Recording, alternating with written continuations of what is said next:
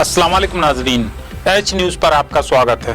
आज की बड़ी खबर पाकिस्तान के पीएम को लेकर आ रही है, जहां निजी दौरे पर अमेरिका गए पाकिस्तान के पीएम के कपड़े उतरवाकर उन्हें कड़ी सुरक्षा जांच से गुजरना पड़ा। विस्तार से आपको जानकारी देते हैं कि मामला क्या था। अमेरिका यात्रा पर गए पाक पीएम शाहिद खाकन अब्बासी की एयरपोर्ट पर आम नागरिकों की तरह कपड़े उतरवाकर चेकिंग की गई। पाक पीएम अब्बासी को उस समय शर्मनाक स्थिति का सामना करना पड़ा। यह पहला वाकया है जब किसी देश के प्रधानमंत्री को इस तरह अपमानजनक वाकये से गुजरना पड़ा। इसका वीडियो वायरल होने पर पाकिस्तान में रोष देखा जा रहा है। पाक चैनलों ने इस वीडियो को प्रमुखता से दिखाया है। वीडियो में जॉन एफ कैनेडी एयरपोर्ट पर पीएम अब्बासी को कपड़े उतरवाकर चेकिंग करवाते हुए देखा जा रहा है। इस अपमानजनक रवैये से पाकिस्तान में रोष व्याप्त है।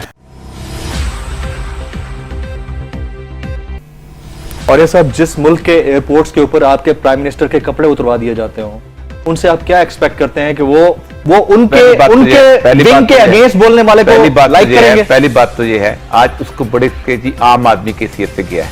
शर्म आनी चाहिए ये कहते हुए भी। प्राइम मिनिस्टर का एक पासपोर्ट होता है, जिस पे लिखा होता है prime minister of Pakistan.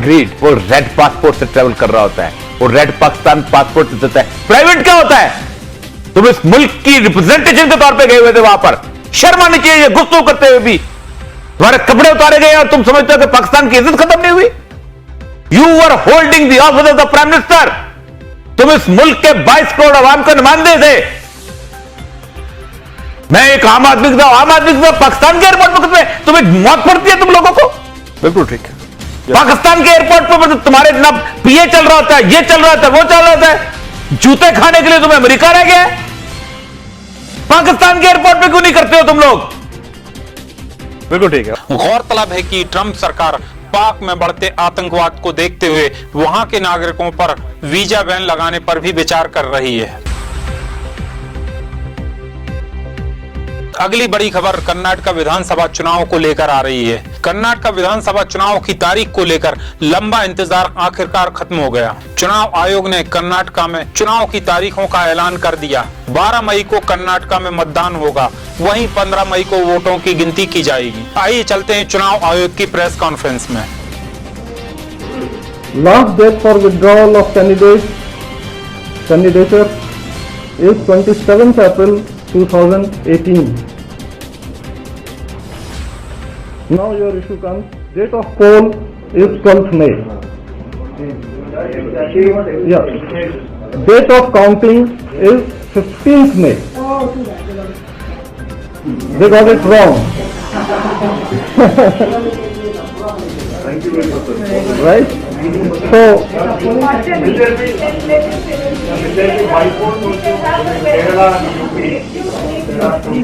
let us discuss Karnataka first and then, yeah, please. पहली बार ऐसा हो रहा है कि चुनाव आयोग ने अभी तारीख का ऐलान नहीं किया और बीजेपी के मीडिया सेल के हेड अनाउंस कर रहे हैं। इस पे कोई स्ट्रिक्ट एक्शन आप ले रहे हैं, क्या action? Definitely, it will be investigated, and when investigation delivers certain facts, responsibility and whatever action legally and administratively befitting to the occasion will be taken. Please rest assured. Hindi भी बता दिया था। पहली बार कि इलेक्शन कमीशन की औपचारिक ऐलान से पहले ही इस पर कानून के अनुसार प्रशासनिक दृष्टि से कठोरतम कार्रवाई करने में कमीशन बिल्कुल हिचकेगा नहीं। इन्वेस्टिगेशन के बाद जो भी फैक्ट्स आते हैं, जो भी जिम्मेदारी तय होती है, उसके आधार पर।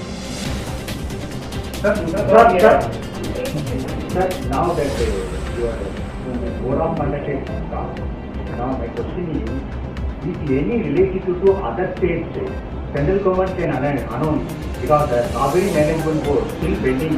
The court is giving the 3 weeks time, so it's going to end on the 31st.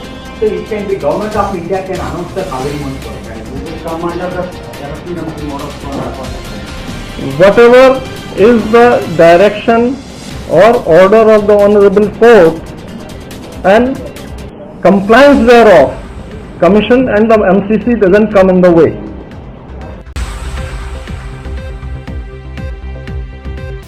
Karnataka विधानसभा चुनाव की सबसे खास बात यह होगी कि इसमें केवल एक चरण में ही चुनाव संपन्न किया जाएगा। चुनाव की तारीख के ऐलान के साथ ही कर्नाटक में तत्काल प्रभाव से आचार संहिता लागू की गई। चुनाव आयोग ने प्रेस कॉन्फ्रेंस में साफ किया है कि कर्नाटक में चुनाव के दौरान ईवीएम के साथ साथ वीवीपैट मशीन का भी इस्तेमाल किया जाएगा। जाहिर है कि ईवीएम मशीन पर विपक्ष हमेशा से ही सवाल खड़ा करता आया है। गौरतलब है कि कर्नाटक में 4,96,00,000 मतदाता अपने मत का इस्तेमाल करेंगे।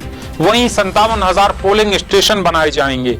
दिव्यांगों व महिलाओं के लिए विशेष व्यवस्था की जाएगी। कर्नाटक विधानसभा चुनाव को लेकर कुछ खास बातें चुनाव आयोग द्वारा बताई गई। कर्नाटक में केवल एक चरण में 12 मई को मतदान एवं 15 मई को मतगणना की जाएगी। यह चुनाव केवल एक चरण में संपन्न किया जाएगा। कर्नाटक में 4,96,00,000 वोटर अपने मताधिकार का प्रयोग करेंगे।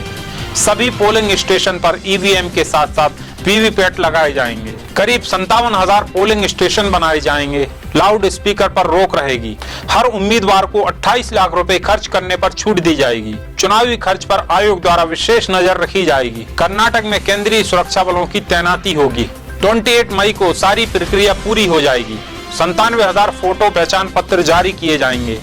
कर्नाटक में आज से ही तत्काल प्रभाव से आचार संहिता लागू की गई। 450 से अधिक बूथों की कमान महिलाओं के हाथों में रहेगी। दिव्यांगों महिलाओं के लिए बूथों पर खास इंतजाम किए जाएंगे।